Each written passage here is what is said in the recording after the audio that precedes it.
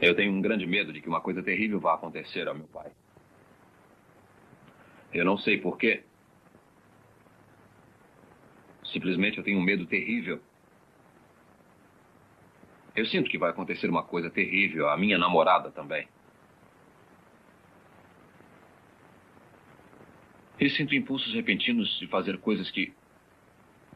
É uma ordem que vem de dentro de mim, que exige que eu faça coisas... Que espécie de coisas? É uma ordem para eu cortar minha garganta com uma navalha. Eu sei que isso é uma loucura. E aí faço alguma coisa que me impeça de agir assim. Paguei minha vida tentando lutar contra essas ideias. Por isso, só há pouco tempo eu terminei meu curso de Direito. Eu tenho 29 anos e estudei durante 9 anos. Bernard Archer e Edward Fox em O Homem-Rato, nas vozes de Enio Santos e André Filho. Pesquisa de um caso de neurose obsessiva, conduzida pelo Dr. Sigmund Freud. Versão brasileira, Tecnissom, Rio de Janeiro.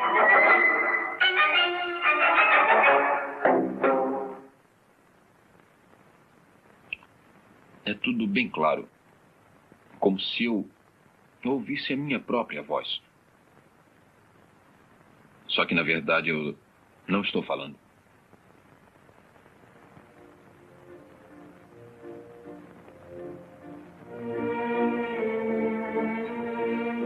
Viena, 1906.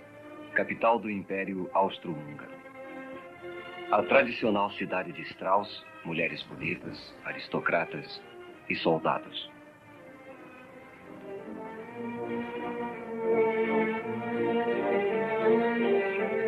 Mas Viena foi também o centro da nova ciência da psicanálise.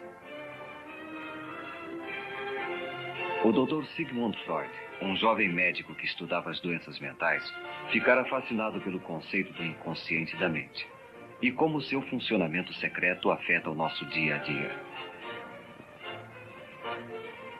A maioria dos pacientes de Freud era formada de vienenses da classe média. Seus problemas e comportamento o levaram a crer que o motivo de tanta debilidade está escondido em nosso inconsciente e que são as experiências reprimidas e esquecidas de nossa infância que formam o inconsciente. Freud, um analista em atividade com 20 anos de experiência, estava com 50 anos. Ainda pesquisava e aprendia com as experiências de seus pacientes. Eu não tenho relações frequentemente, porque não tenho oportunidade. Eu acho as prostitutas repugnantes. Eu sinto que tenho desejo sexual normal, mas não sei como minha vida sexual estacionou. Eu posso lhe perguntar, que idade tinha quando teve a sua primeira relação? 26 anos. Há quanto tempo sofre com essas ideias, sua obsessão? Desde que eu era bem menino. Mas principalmente nesses últimos 4 anos.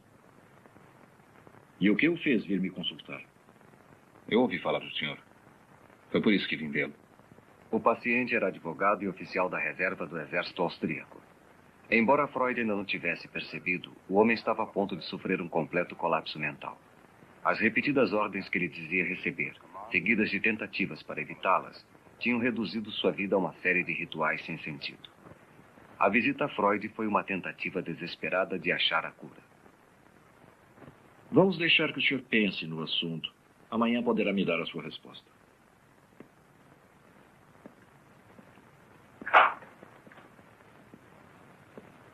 Eu vou falar com minha família a respeito. Como eu devo lhe pagar? Pode me pagar mensalmente, aos poucos. 70 florins para 70 ratos. Então eu lhe vejo amanhã. Passe bem. Passe bem. Freud não conhecia a extensão da doença do paciente. Mas se o inconsciente é o produto de experiências reprimidas da infância, eram esses acontecimentos esquecidos que Freud teria de revelar. Freud já havia percebido que os temores do paciente de que alguma coisa ia acontecer a seu pai e a sua namorada eram essencialmente absurdos. Durante todo o período de tratamento, Freud anotou detalhadamente as condições do paciente.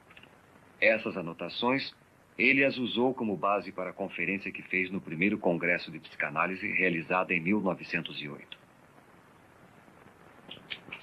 Anteriormente, as ideias de Freud foram constantemente combatidas com hostilidade e discórdia.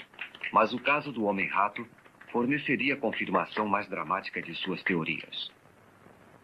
Ilustres senhores, os conhecimentos que vou lhes transmitir agora talvez não sejam por si mesmos satisfatórios, mas podem servir de ponto de partida para o trabalho de outros pesquisadores.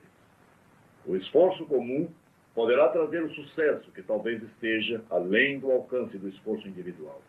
A façanha mais notável de Freud foi penetrar no funcionamento interior da mente. Ele a conseguiu desenvolvendo uma técnica completamente nova de comunicação com o paciente.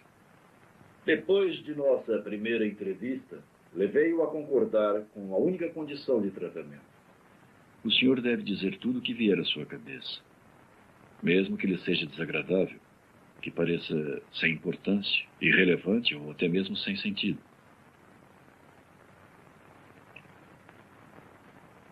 Eu sempre fui atormentado por impulsos criminosos.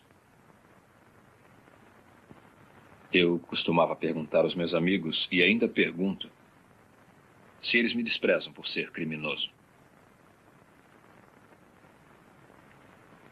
Eles me dizem que desde que eu era pequeno eu sempre encarei a vida de modo negativo. Eu não sei porquê. Eu era feliz. Eu era muito amigo do meu pai. Sempre fui, toda a vida. Costumávamos conversar um com o outro sobre tudo. Menos sobre uma coisa. Nós tínhamos em casa uma jovem governanta chamada Senhorita Peter. Essa cena veio à minha cabeça bem distintamente anos mais tarde. Ela usava pouca roupa. Eu estava deitado ao seu lado. Então pedi que ela me deixasse tocá-la.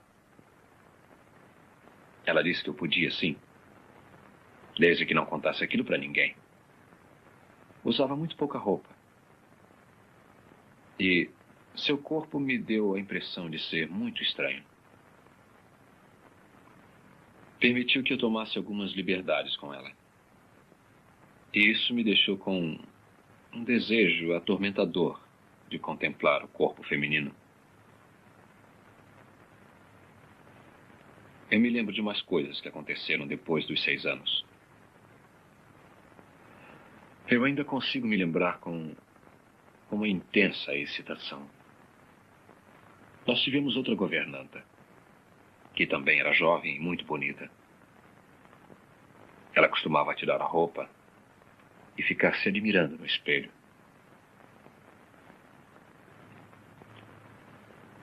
Eu ficava esperando, ficava queimando de curiosidade para poder vê-la bem.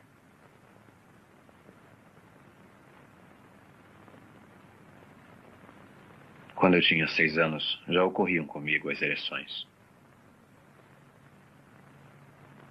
Eu tenho a sensação de que havia alguma ligação entre elas e a minha curiosidade. E eu tinha a mórbida impressão de que meus pais sabiam o que eu estava pensando. Mas tinha um pressentimento de que, tendo esses pensamentos, alguma coisa terrível iria acontecer. E eu devia fazer tudo o que pudesse para evitar que ela acontecesse.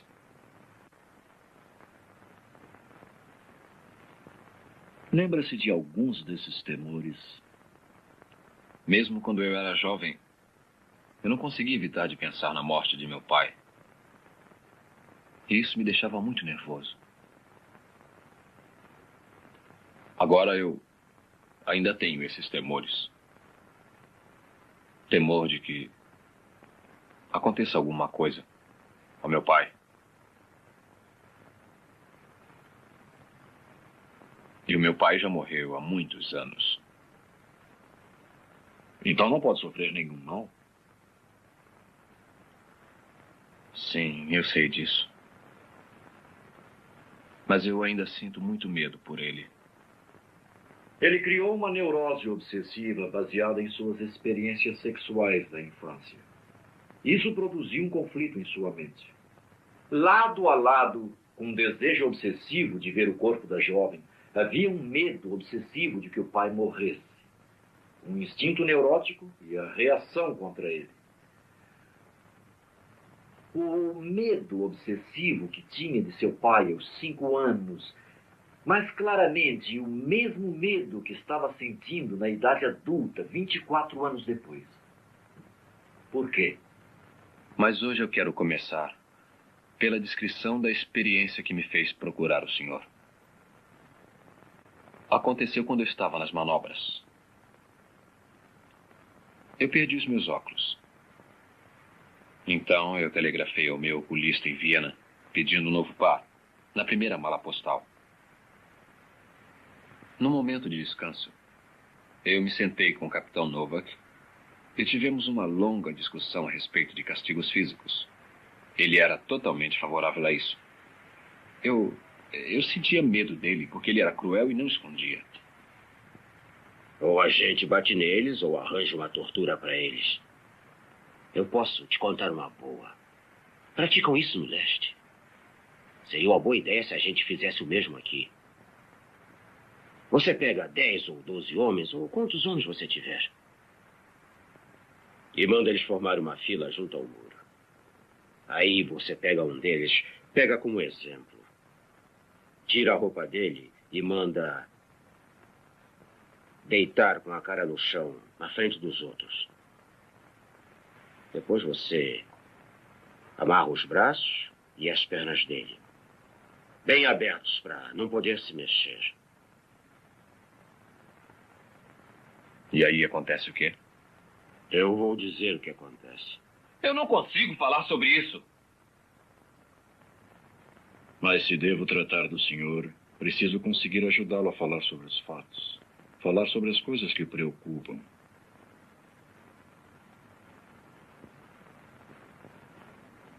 O prisioneiro foi trespassado.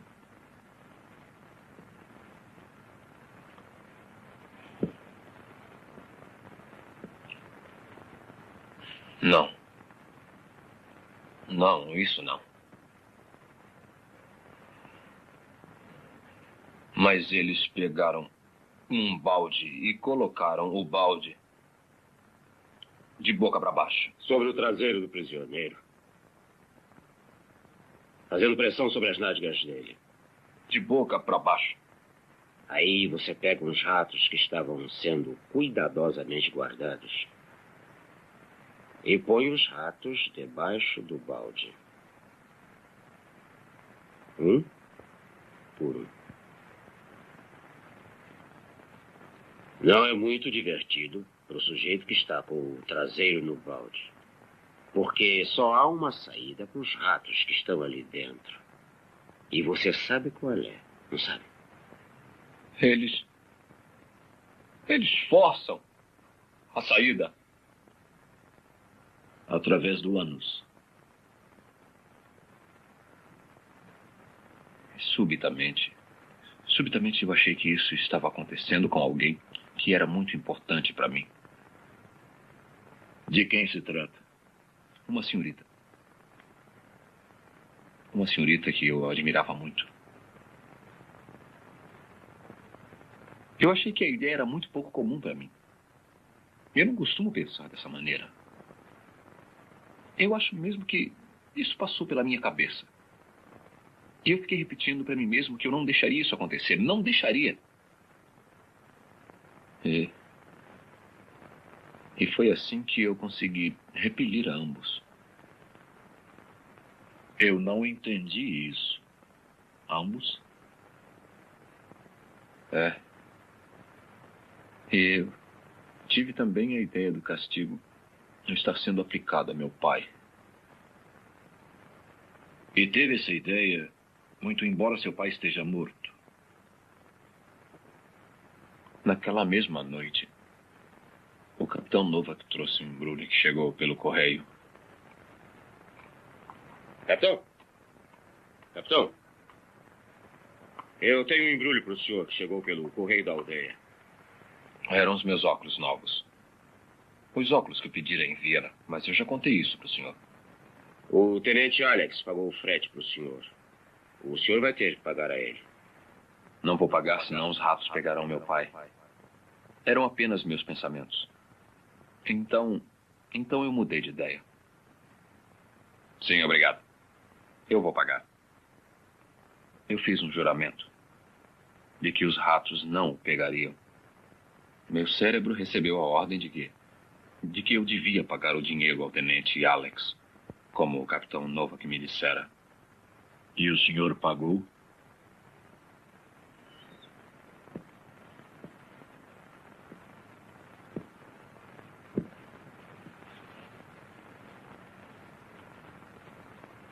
Naquele dia e nos 2 dias seguintes eu tentei pagar o dinheiro.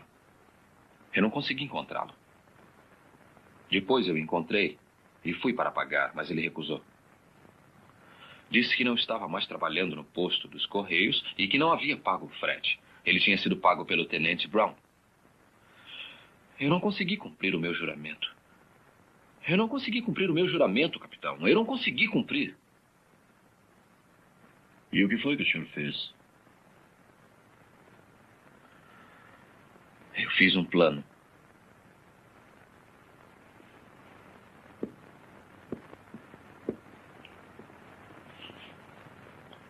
Eu iria até o posto dos Correios e o tenente Alex e o tenente Brown iriam comigo. E pediria ao tenente Alex para dar o dinheiro à moça da caixa do posto. Ela daria ao tenente Brown e ele estaria reembolsado. Aí eu mesmo pagaria ao tenente Alex e não deveria mais nada a ele. Cumpriria o meu juramento e salvaria meu pai dos ratos.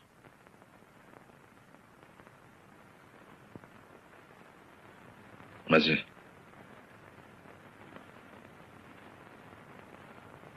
eu fui covarde. Eu sempre fui covarde. Desde o tempo em que era menino. Por que se acovardou por ter de pagar a ele? Eu não queria parecer um idiota. Não podia me arriscar a pedir aos tenentes para fazerem aquela maluquice. Eu não consegui decidir o que fazer, se elevavam meu plano até o fim ou se fugia. Eu fui até a ferrovia. O carregador disse, trem das 10 horas. Eu disse que sim. Foi o destino. O trem das 10 horas não passava no posto dos Correios. No posto dos Correios? Na cidade onde era o posto dos Correios, capitão. Ia para Viena. Então eu fui para Viena. E no dia seguinte, eu coloquei o dinheiro em uma carta. E então o enviei para a moça do posto dos Correios. É provável que, na verdade, ele sempre soubesse que foi ela quem pagou o frete de seus óculos. Por que não reconheceu o fato antes? Enviei o dinheiro para a moça do posto dos Correios. Foi a pista que levou à verdade oculta por toda aquela incrível história. O que ele está tentando esconder? Por que estava deliberadamente se recusando a admitir que foi ela quem pagou o frete para ele? Por que ele preferiu criar uma estranha obsessão sem sentido, envolvendo ratos, o pai, sua namorada e compromissos de dinheiro com o tenente? Uma coisa que considero da máxima importância é acrescentar. Meu pai tinha enfisema. Na noite em que morreu, eu perguntei ao médico quando acabaria a crise. E ele me respondeu, amanhã. Então eu fui para a cama.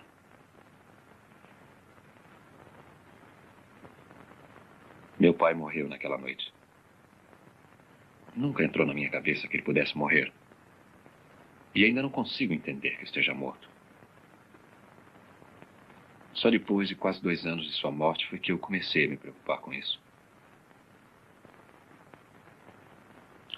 Comecei então a me considerar um criminoso. Porque eu não estava presente quando ele morreu. Foi imperdoável. Porque afinal eu era o filho dele.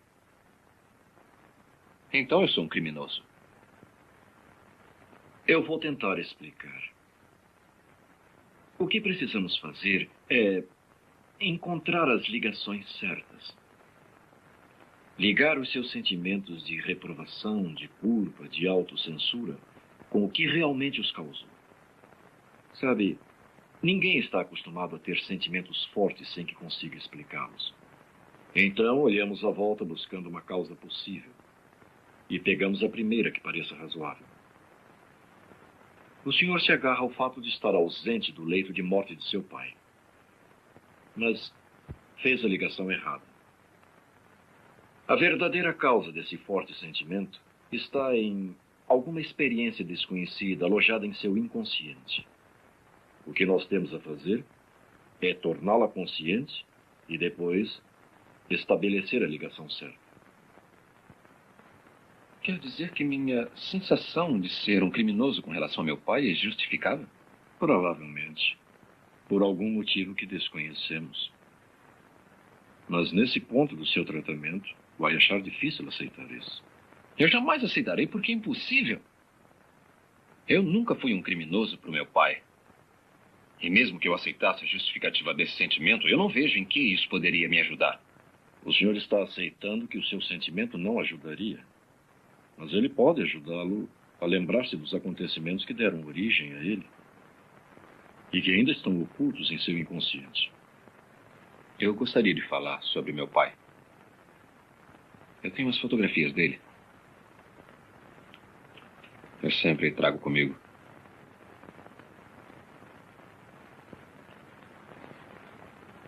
Ele era um homem excelente. Era muito bom. Nós éramos muito amigos. Era um soldado.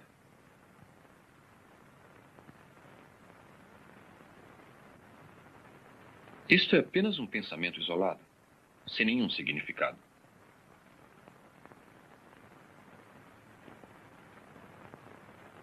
Quando eu tinha 12 anos, me apaixonei por uma menina.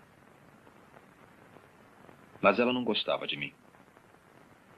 E eu pensei que ela só ia querer me namorar se o meu pai morresse. Ela sentiria pena. Mas eu tirei essa ideia da minha cabeça. E na verdade, me passou rapidamente pela cabeça. Não foi nada. O senhor se lembra de ter pensado em seu pai morto em alguma outra ocasião? Lembro. Isso foi uns 6 meses antes dele morrer. Mas não foi importante. Mesmo assim, conte.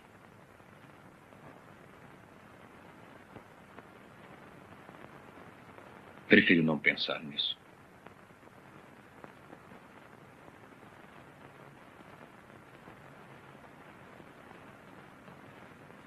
Compreendo que a lembrança é muito dolorosa.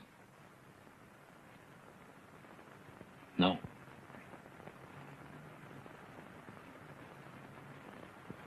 Eu não consigo me lembrar.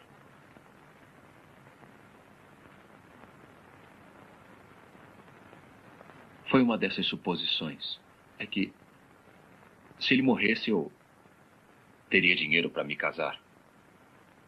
Mas eu afastei do pensamento. Mas se ele tivesse morrido, teria sido uma vantagem para o senhor. Mas eu não queria. Mas teria sido uma vantagem, não teria? Teria.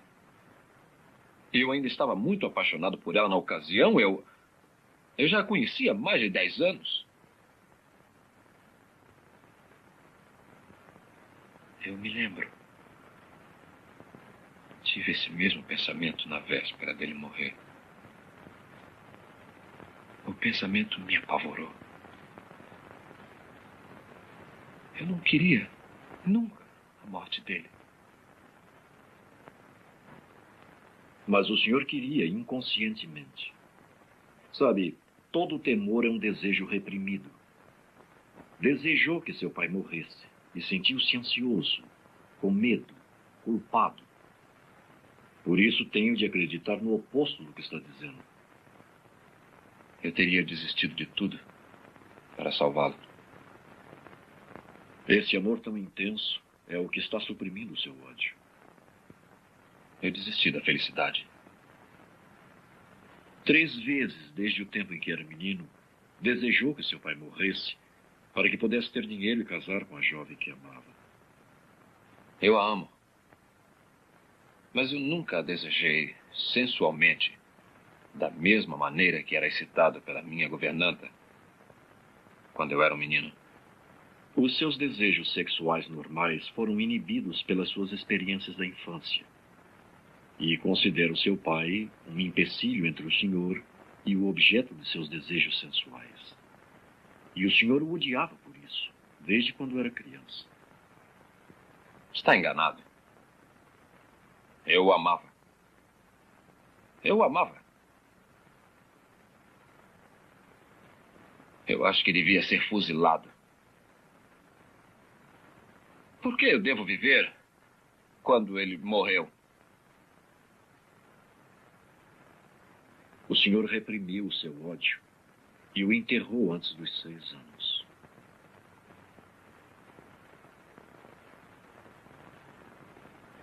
Uma vez eu tentei matar meu irmão. Nós éramos meninos. Eu carreguei a minha espingarda de brinquedo com uma vara. Depois eu disse para ele que se ele olhasse para dentro do cano, ele ia ver uma coisa. E puxei o gatilho.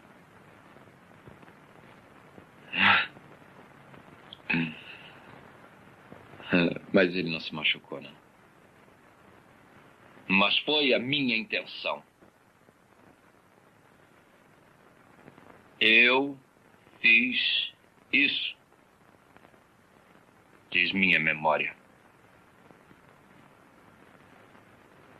Você não pode ter feito isso, diz o meu orgulho. Mas você fez isso, diz a minha memória. 18 de março de 1908. Freud estava tratando do paciente há 5 meses. O paciente está caminhando lentamente para um reconhecimento de sua hostilidade contra o pai.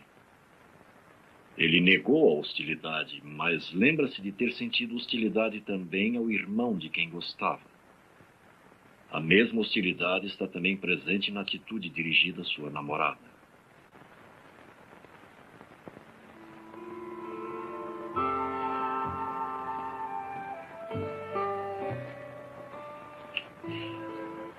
Nós estávamos no lago, num barco. Ela adorava andar de barco. Mas eu temia que ela se resfriasse. Ela não usava roupas próprias para andar de barco. Então eu pedi a ela para colocar o meu chapéu. Ela recusou. Disse que ia ser uma bobagem.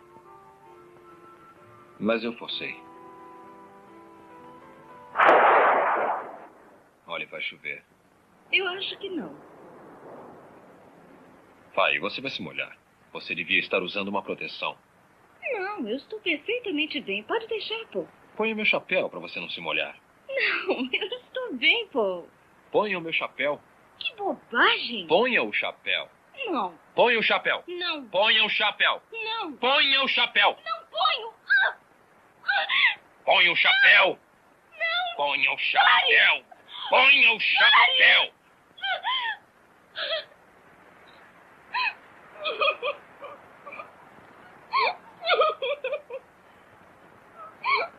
Nada deve acontecer a ela.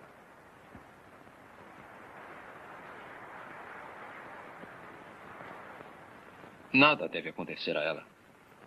Nunca.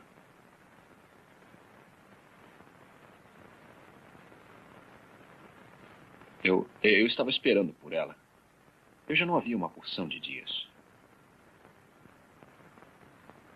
Mas havia uma pedra na estrada.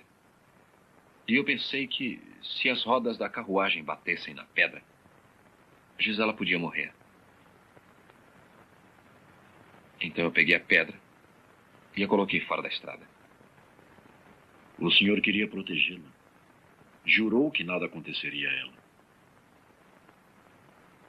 Aí eu vi como eu tinha sido absurdo. Peguei a pedra e a coloquei de novo no lugar em que estava.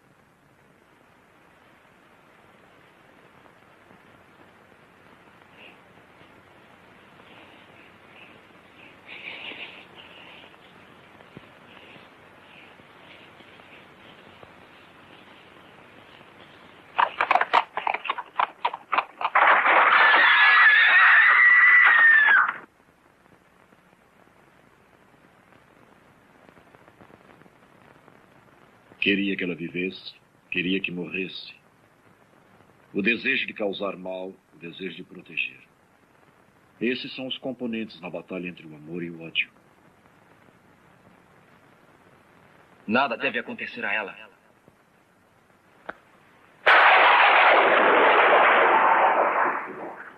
Dois, 3, 4, 5, 6, 7, 8, 9, 10, 11, 12, 13, 14, 15, 16, 17, 18, 19, 20. Antes de 40 há o perigo dela morrer. Dela morrer. Morrer! 34, 35, 36, 37, 38, 39, 40! 40! 40! 40!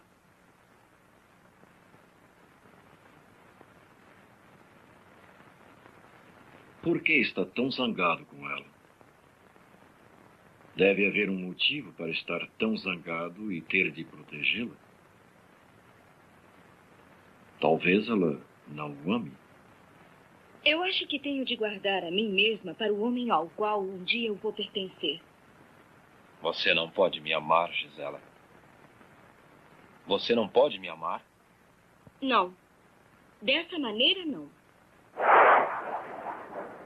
Eu te odeio, Gisela. Olha, vai chover. Ponha o meu chapéu. Não, pô. A obsessão do paciente exibe um irresistível antagonismo que ficou demonstrado em sua atitude de superproteção. Ele tirou a pedra da estrada para salvar a vida da moça, mas a recolocou, o que voltou a expor a moça ao perigo. Bom Deus, proteja meu pai e Gisela. Amém. Bom Deus, por favor, não proteja. Deus, proteja meu pai e Gisela. Amém. Não proteja. Proteja meu pai e Gisela. Amém. Não proteja. Proteja. Por favor, não proteja. E Gisela. Amém. Por favor, não proteja. Pai.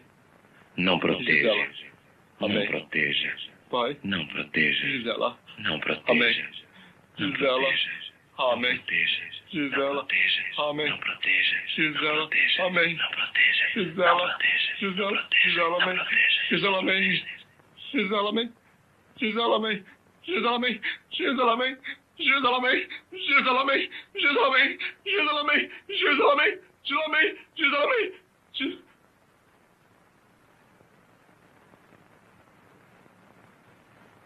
Em suas orações, ele tentou afastar o que considerou ser o seu pensamento mau, luxurioso para com Gisela. Uma oração de proteção para Gisela. Ele repetia tão depressa que nenhum mau pensamento poderia interferir.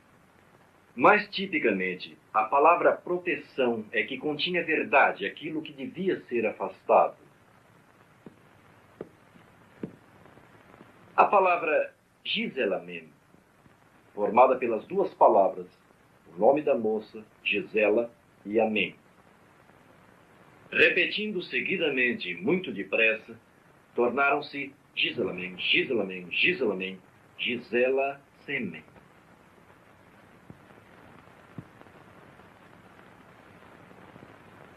Ou, para ser mais claro, ele se masturbava com a imagem da moça. Ouvi o caso dele durante 6 meses. E foi logo depois desse tempo que atingimos um período muito difícil de tratamento. A hostilidade do paciente com relação ao seu pai, que já estava presente em seu relacionamento com seu irmão e sua namorada, começou a se revelar com relação a Freud. O paciente, sem conhecer a importância de seu comportamento, começou a transferir suas emoções para o analista e a viver no consultório as experiências que ainda estavam enterradas em seu inconsciente. Sobre o que o senhor quer falar hoje? É uma coisa que vem me perturbando no fundo da minha mente. Eu não disse ao senhor que quando meu pai morreu, ou logo depois dele morrer, a minha mãe insinuou que eu devia me casar com uma prima. Quando meu pai ainda estava vivo, também insinuou a mesma coisa. Ele queria isso. Ela era muito rica. E seria um bom casamento. Todo mundo dizia que seria um excelente começo para mim. Mas para mim não valia nada. Quando eu fiquei doente, a ideia então foi abandonada. Eu não conseguia trabalhar. Mas não era sobre isso que eu queria falar com o senhor, nada disso. Eu queria falar sobre uma jovem que vi à porta de sua casa há uma semana. Ela era extremamente bonita. Tinha os olhos mais lindos que eu já vi. E ela me deixou muito excitado. Por que está fazendo isso? Por que está fazendo isso? Por que põe a sua filha na porta de casa para excitar-me? Eu confiei em você como um amigo. Mas está sendo bonzinho comigo só para eu me casar com ela. É por isso que está me tratando tão bem. Você quer que eu seja o seu genro? Eu a desprezo, eu a odeio, eu a detesto, eu também o odeio, mas admiro a sua esperteza. Está transferindo para mim a sua aversão à possibilidade de casamento? Essa não é a prima rica com quem sua mãe queria que casasse? O senhor é quem a está promovendo a minha filha. O senhor é mesmo muito esperto. Consegue insinuar coisas estúpidas, sim. E é muito inteligente também. Oh, muito inteligente. Esconde suas verdadeiras intenções. E sabe que ela tem olhos muito bonitos. Tão bonitos que cheguei a sonhar com ela.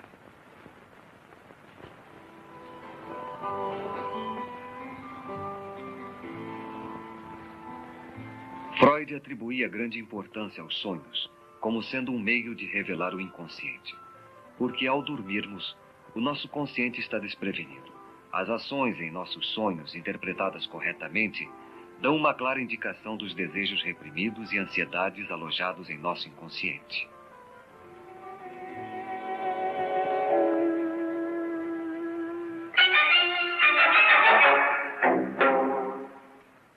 Não. Você está interessado não é em seus bonitos olhos, é em seu dinheiro, em seus sonhos.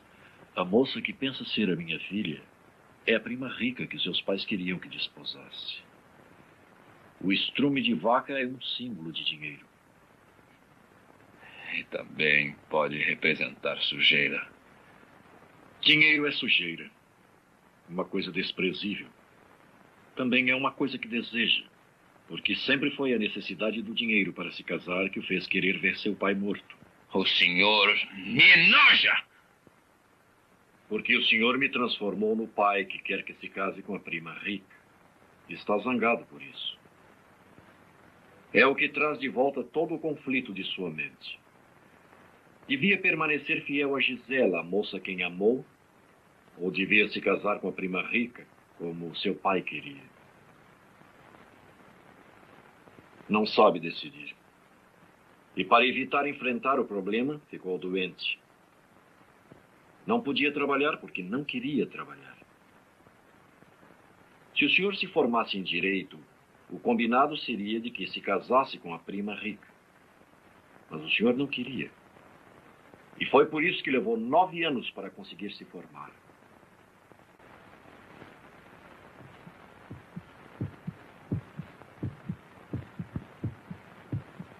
Depois que meu pai morreu, eu trabalhei. Trabalhei muito, mesmo encontrando dificuldade. Eu queria trabalhar para poder me casar. E trabalhava até tarde da noite. Exatamente à meia-noite, eu abri a porta do meu gabinete para que meu pai entrasse. Mas ele nunca entrou. Aí então eu fiz uma coisa louca. Tirei a minha roupa.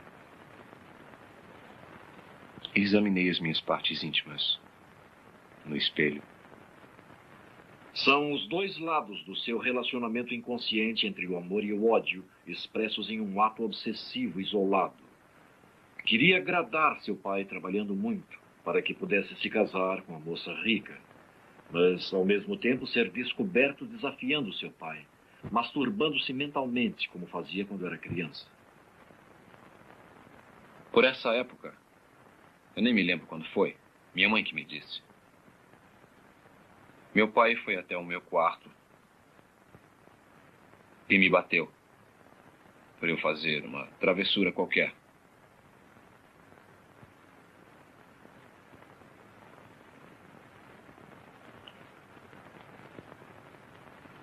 Eu tinha mordido alguém. A surra de seu pai estava ligada em seu inconsciente às suas travessuras sexuais. Eu mordi alguém e ele me bateu por isso. Seu rato! Rato sujo! Imoral! Por que não me põe lá na rua? Está me transformando no pai com quem está zangado. Não. Não. Não. Não. Eu não vou machucá-lo.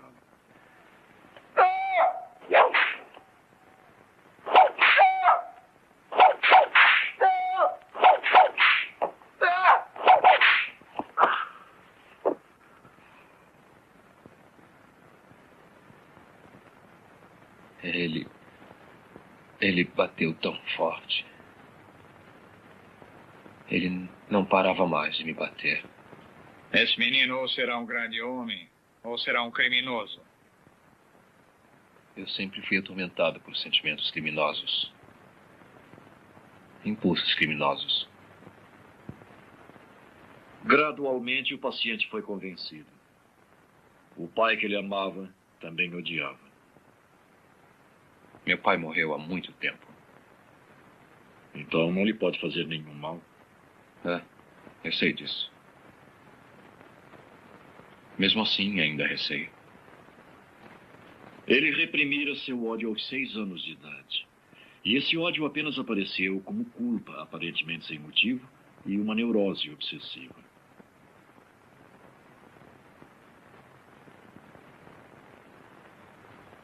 Era um rato. Estava se alimentando do corpo de meu pai.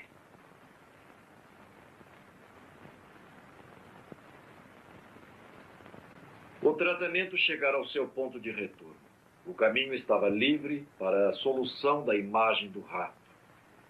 Tendo aceito, depois de uma luta de 10 meses, a relação de amor e ódio com seu pai, ele estava apto a me contar coisas que eu pude refazer e explicar os motivos das histórias sobre os ratos. A história de ratos do capitão tornou-se o ponto central de referência para uma série de associações retrocedendo até a sua infância. E ratos adquirem uma série de significados simbólicos. Foi arranjar dinheiro para poder se casar. O motivo de querer ver seu pai morto. Dinheiro é sujeira. Uma coisa desprezível. E ratos são a mesma coisa. Tantos florins por tantos ratos. Quando eu era menino, eu vi ratos serem mortos com pauladas.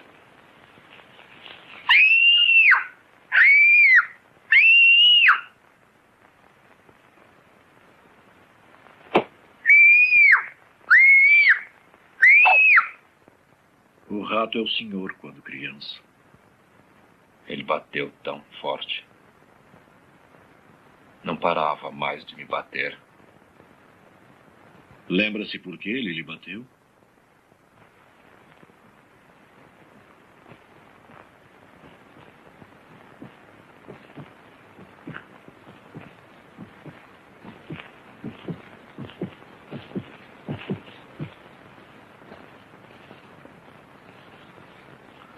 Eu mordi alguém. Ele não parava mais de me bater. Assim, no rato, o paciente viu uma imagem viva de si mesmo. A crueldade do capitão Novak e seu amor ao castigo corporal também lembraram inconscientemente as surras da sua infância. Em seus delírios obsessivos, o paciente imediatamente ficava hostil com seu pai. A tortura do rato devia ser aplicada a seu pai, mas ele o amava e, para protegê-lo, fez um juramento. Eu preciso devolver o dinheiro ao tenente Alex. Senão os ratos vão pegar o meu pai. Esta foi uma promessa que não pôde manter, porque sabia que, na verdade, devia o dinheiro à moça dos Correios. No dia seguinte, enviei o dinheiro para a moça do posto dos Correios. Ela sabia que nós nos gostávamos. Foi por isso que ela pagou o frete para mim. Por que o senhor não foi diretamente ao posto dos Correios e pagou ela, pessoalmente? Porque estava com medo. Estava interessado nessa moça. Gostava dela. Pensou em dormir com ela. E se dormisse, seria infiel à moça a quem amava, Gisela. Mas desistindo de Gisela, estaria agradando a seu pai, que, embora estivesse morto, queria que se casasse com a prima rica. Inconscientemente, o senhor suprimiu o fato de que devia dinheiro à moça dos Correios, porque lembrava conflitos que eram muito penosos para serem lembrados. Conflitos que o fizeram em pedaços desde o começo de sua doença. Não sabia se continuava a obedecer seu pai ou se devia se manter fiel à mulher que tanto amava.